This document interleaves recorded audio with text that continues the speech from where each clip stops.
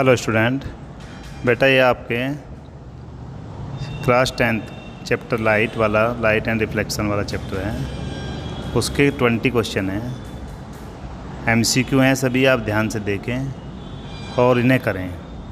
आप देखिए आपके सामने क्वेश्चन नंबर फर्स्ट, बहुत ध्यान से पढ़ें, सब क्वेश्चन आपने करे हुए हैं।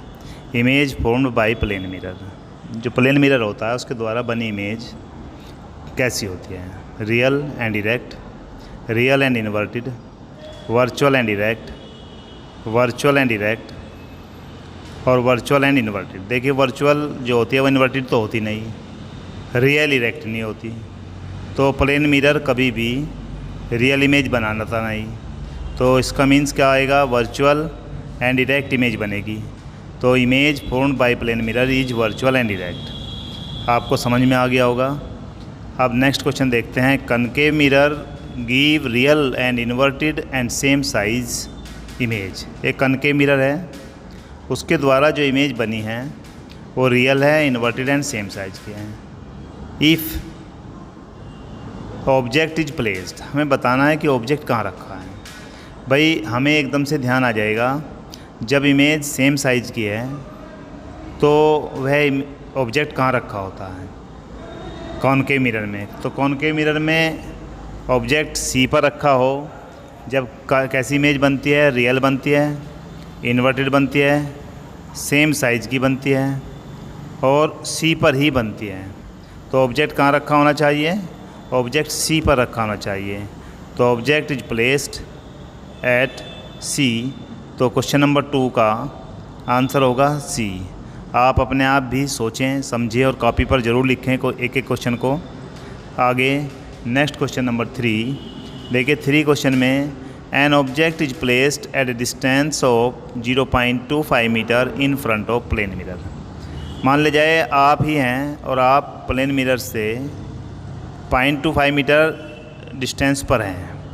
तो distance between the object and image, सबसे पहले आप देखिए, मैंने बताया था इमेज जो है वो उतने ही डिस्टेंस पर बनती है जितनी दूर ऑब्जेक्ट होता है। तो इसका मीन्स ये हो गया, प्लेन मिरर से इमेज जो है दूसरी साइड में 0.25 मीटर दूर बनेगी। अब ऑब्जेक्ट भी मिरर से कितनी दूर है? 0.25 मीटर है। अब दोनों के बीच में डिस्टेंस कितनी आई? इमेज और ऑब्जेक्ट के, तो 0.25 और दूसरी तरफ भी 0.25, दोनों को ऐड कर दिया जाए, 0.25 प्लस 0.25। इसका मीन्स ये होगा 0.5 मीटर। तो ऑब्जेक्ट एंड इमेज के बीच में जो डिस्टेंस होगी वो कितनी होगी? 0.5 मीटर होगी। आगे हम नेक्स्ट क्वेश्चन देखते हैं, क्वेश्चन नंबर 4। क्वेश्चन नंबर 4 में है the radius of curvature of a mirror is 20 centimetre. Focal length बतानी है। अब आपने बहुत अच्छी तरह से पढ़ा हुआ है कि मिरर की radius of curvature and focal length में क्या रिलेशन होता है। सबसे पहली बात तो ये है, यानी कि जो मेरे प्रिंसिपल फोकस होता है वह क्या होता है? Centre of curvature and pole के बीच में होता है, मिड पॉइंट होता है। तो इसका means radius of curvature and focal length में रिलेशन होता है। Radius of curvature is equal to 2 into focal length, और focal length is equal to radius of curvature upon 2। अब रेडियस ऑफ कर्वेचर कितना है? यहाँ पर 20 सेंटीमीटर है, अपॉन 2 करेंगे तो 10 सेंटीमीटर आ जाएगा। इस तरह से जो हमारे मिरर की फोकल लेंथ होगी वो कितनी हो जाएगी? 10 सेंटीमीटर। क्वेश्चन नंबर 4 आपको समझ में आ गया होगा। अब हम आगे बात करेंगे क्वेश्चन नंबर 5 की।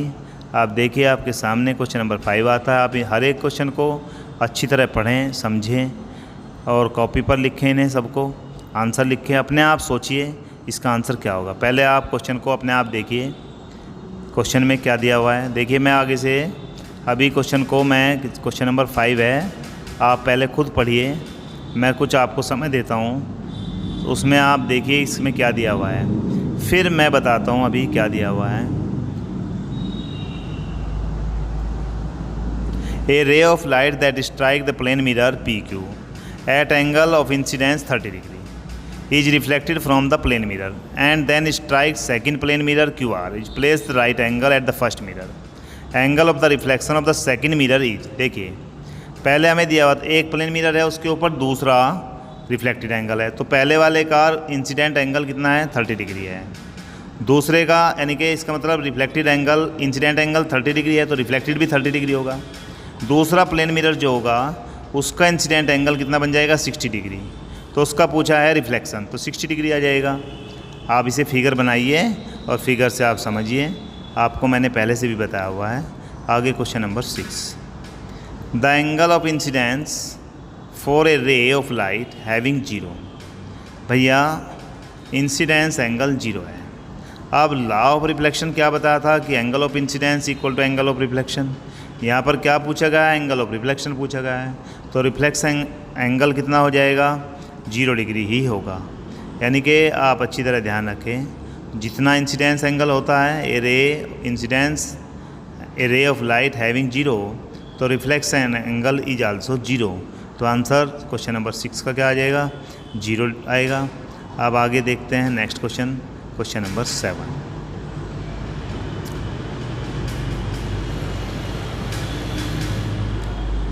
क्वेश्चन नंबर 7 देखिए आपके सामने आता है। क्वेश्चन नंबर 7 में हमें दिया हुआ है the law of reflection hold good for, यानी कि plane mirror only, concave mirror only, convex mirror only, all mirror irrespective the their shape. भाई लॉ ऑफ रिफ्लेक्शन आपको पता है, फर्स्ट होता है angle of incidence equal to angle of reflection, second होता है incident ray normal and reflected ray are lie in the same plane. तो ये ऐसा प्लेन मिरर में भी वही बनेगा, कॉनकेव मिरर के लिए भी वही होगा और कॉन्वेक्स मिरर के लिए भी होगा। तो इसका मीन्स ये हुआ कोई भी मिरर हो सबके लिए लॉ ऑफ रिफ्लेक्शन क्या होता है, एलिजिबल होता है, होल्ड गुड होता है। तो इसका मीन्स क्या हुआ, all mirror irrespective of their shape. तो क्वेश्चन नंबर 8 का ऑप्शन डी सही होगा। आप इसे अपनी कॉपी में करें। आगे हम क्वेश्चन नंबर 9 की बात करते हैं। क्वेश्चन नंबर 9,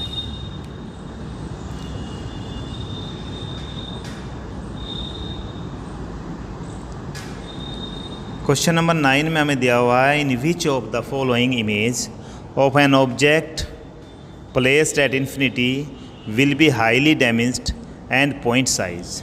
इन कंडीशन में इन विच फॉलोइंग और the image of the object, किसी ऑब्जेक्ट की image at infinity will be highly damaged and point size. देखिए कौन से कंडीशन में इमेज जो है ऑब्जेक्ट की, तो इसमें कहा है highly damage and point size. देखिए कॉनकेव मिरर में भी हम जब इमेज बनाते हैं तो कैसी बनती है, वो पॉइंट साइज बनती है जब ऑब्जेक्ट इन्फिनिटी पे होता है। कॉन्वेक्स में भी ऐसे होता है, कॉन्वेक्स लेंस में भी। तो इसका मीन्स इसका आंसर होगा D, concave mirror, convex mirror, concave lens और कॉन्वेक्स लेंस सब में हाईली डैमेज्ड और पॉइंट साइज बनेगी। तो इसका मीन्स क्वेश्चन नंबर 9 का आंसर डी होगा। अब हम देखते हैं क्वेश्चन नंबर 10। देखिए क्वेश्चन नंबर 10 में क्या आता है,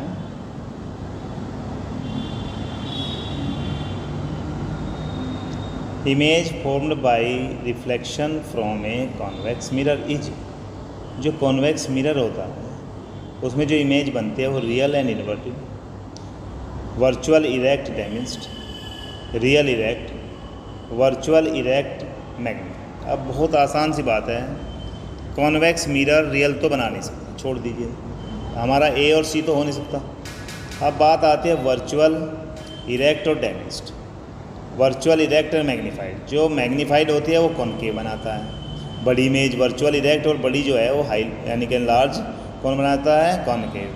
तो कॉन्वेक्स मिरर कौन सी इमेज बनाएगा, बी वाली वर्चुअल, और वर्चुअल के साथ इरेक्ट बनाएगा और इरेक्ट बनाएगा तो डैमेज बनाएगा। ये केवल एंड केवल कॉन्वेक्स मिरर ही कर सकता है। अब हम देखते हैं क्वेश्चन नंबर 11। 11th में a point object is place at a distance 20 centimetre from a convex mirror. तो इसका मतलब u इज इक्वल टू -20 हो गया, और कॉन्वेक्स की फोकल लेंथ प्लस में होती है 20 हो गया। तो 1/f equal to 1/v plus 1/u। तो 1/20 equal to 1/v plus 1/20। 1/20 side में आएगा तो 1/20 minus 1/20 is equal to 1/u हो जाएगा। यानी कि 1/v हो जाएगा। तो 1/v इज इक्वल टू 0 आ जाएगा। आपका 1/v की वैल्यू क्या आ गई? 0। तो v इज इक्वल टू क्या होगा? तो v इज इक्वल टू 1/0 हो जाएगा। और जब 1 के नीचे 0 आएगा तो भैया सीधी सी बात है इन्फिनिटी हो जाएगा। तो इसका मीन्स ये हो गया image will be form at infinity. तो इमेज कहाँ होगी? इमेज बनेगी इन्फिनिटी पर। अब आगे आते हैं नेक्स्ट क्वेश्चन पर। Focal length of concave mirror is. अब आपको पता है कि कॉनकेव मिरर हो या कॉनकेव लेंस हो, उसकी फोकल लेंथ ऑलवेज नेगेटिव होती है। और convex mirror and convex lens की फोकल लेंथ पॉजिटिव होती है। यहाँ पर हमें गिवन है कॉनकेव मिरर, तो यहाँ पर कॉनकेव मिरर की फोकल लेंथ ऑलवेज क्या होगी? नेगेटिव होगी। यह डिपेंड नहीं करती किसी ऑब्जेक्ट की पोजीशन पर, ना इमेज की पोजीशन पर। तो ये तो हमें पक्का पता है कि कॉनकेव की फोकल लेंथ ऑलवेज नेगेटिव होती हैं। आगे क्वेश्चन नंबर नेक्स्ट 13 क्वेश्चन देखते हैं। इसका ऑप्शन ए सही है। Question number 13। क्वेश्चन नंबर 13 में है a spherical mirror and spherical lens. एक मिरर है, एक लेंस, ईच है फोकल लेंथ -10। दोनों की फोकल लेंथ -10 है। The mirror and lens are like. भाई मैंने बताया, अभी भी लास्ट क्वेश्चन में बताया, इससे नेक्स्ट जो पहला क्वेश्चन था कि लेंस और चाहे वो लेंस हो चाहे वो मिरर हो, concave mirror and concave lens दोनों के लिए फोकल लेंथ माइनस में होती है। और कॉन्वेक्स मिरर और कॉन्वेक्स लेंस दोनों के लिए फोकल लेंथ प्लस में होती है। तो यहाँ पर हमारे से पूछा गया था दोनों के लिए फोकल लेंथ माइनस में किसकी होगी? -10 दिया हुआ है, तो बोथ कनकेव, यानी कि मिरर भी कनकेव होगा जब माइनस होगी और लेंस भी कनकेव होगा तब क्या होगी? माइनस में होगी, क्योंकि फोकल लेंथ हमें दिया हुआ है माइनस में। तो आंसर आएगा 13 का फर्स्ट बोथ कनकेव। आगे नेक्स्ट क्वेश्चन देखिए, क्वेश्चन नंबर 14। अभी 14th क्वेश्चन इसमें नहीं दिया गया है, आप 15th को देख लीजिए। If the image is formed in front of mirror then the image distance will be. भाई इमेज कहाँ बन रही है? मिरर के सामने।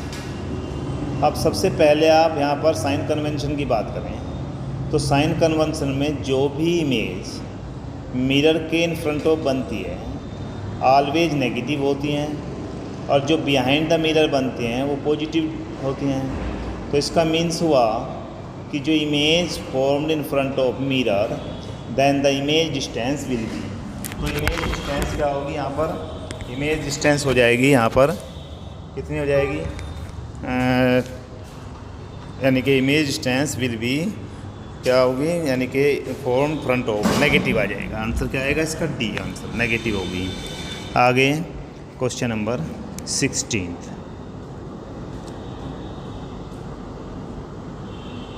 क्वेश्चन नंबर 16 में हमें दिया है if an incident ray pass through the focus the reflected ray will B. यानी कि incident ray pass through the focus, focus से जा रही है तो रिफ्लेक्टेड रे कहाँ को जाएगी? आपको जो रूल सिखाए गए थे कि अगर इमेज फोकस में को जा रही है तो वह फोकस में को जाने के बाद फिर रिफ्लेक्शन होगा, रिफ्लेक्शन होने के बाद कहाँ को जाएगी? किस जगह से? तो प्रिंसिपल एक्सिस के पैरेलल जाती है। जो रे फोकस में को आएगी वह रिफ्लेक्शन के बाद कहाँ को जाएगी? Parallel to the principal axis. तो इसका बी ऑप्शन सही होगा, यानी कि reflected ray will be parallel to the principal axis, वह रे प्रिंसिपल एक्सिस के पैरेलल जाएगी। आगे क्वेश्चन नंबर 17 देखते हैं। 17th में दिया है if the image is formed in front of mirror then the image distance will be. भाई आप सबसे पहला काम है, जैसे ही क्वेश्चन आया आप क्वेश्चन को रोक दीजिए, पूरा क्वेश्चन आप लिख लीजिए कॉपी पर और उसे लिख कर पहले आंसर अपने आप लिखिए, फिर सुनिए। तो इन्हें कहा था image is formed in front of mirror, तो then the image distance will be. तो भाई इमेज कहाँ बन रही है, अभी क्वेश्चन पहले भी आ चुका है तो ये रिपीट हो रहा है, ये बनेगी negative. In front of mirror बनते हैं तो वह नेगेटिव ही बनती है, पॉजिटिव बनने का सवाल ही नहीं उठता। केवल पॉजिटिव तब बनती है जब इमेज बिहाइंड द मिरर बनती है, और जो बिहाइंड द मिरर बनती है वो वर्चुअल होती है, इरेक्ट होती है, और वो पॉजिटिव होती है, डिस्टेंस उसकी पॉजिटिव होती है। परंतु इन फ्रंट ऑफ बनती है जो, वो हमेशा नेगेटिव बनती है, और रियल बनती है, इन्वर्टेड बनती है। तो इसका आंसर आएगा डी, नेगेटिव। आगे question number 18, minimum reflected raise required for the formation of image. Image बनने के लिए हमें कम से कम कितनी रिफ्लेक्टेड रे चाहिए। मैंने इमेज की डेफिनेशन को ध्यान दीजिए, टू और more rays meet at a point, actually meet at a point, और appear meet at a point. या तो दो या दो से ज़्यादा रेज किसी पॉइंट पर वास्तव में मीट कर रही हो, या मिलती हुई एपियर हो रही हो, तभी क्या होता है, इमेज बनती है। तो इसने वह दो यानी कि मिनिमम रिफ्लेक्टेड रे पूछा है, तो मैंने क्या, टू और मोर देन टू, तो इसका मतलब मिनिमम कितनी होगी, टू।